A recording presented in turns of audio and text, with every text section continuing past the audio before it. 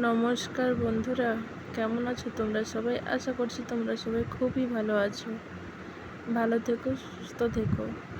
আজ দেখো কাম শিলাকুল পেড়ে নিয়ে চলে এসেছি শিলাকুল মাখা করব বলে। হাতের সামনে কিছু পাইনি, এই জন্য আলু ছিলা যন্ত্র দিয়ে শিলাকুলটাকে ছাঁদা করে নিয়েছি যাতে লবণ ভালোভাবে ঢোকে। লঙ্কা 3টে পুড়িয়ে নিলাম ভালো করে।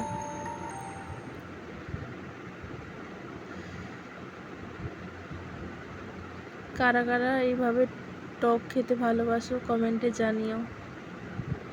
এই গরমে টক খাওয়ার মজাটাই আলাদা। এখন সিজন আম, আমরা তো এই ফলটাকে শিলাকুল বলে চিনি। তোমরা কে কী নামে চিনো কমেন্টে জানিও। শিলাকুল মাখতে নিয়েছি শুকনো লঙ্কা পুড়িয়ে, বিট লবণ, কাসুন্দি, চিনির বদলে মধু দিয়েছি। মধু দিলে টেস্ট আরও ভালো লাগে। একটু খেয়ে দেখো তোমরা সবাই, কেমন লাগে কমেন্টে জানিও।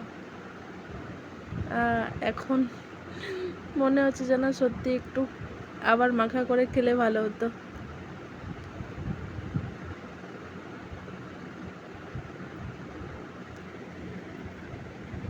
দারুণ হয়েছিল, দারুণ।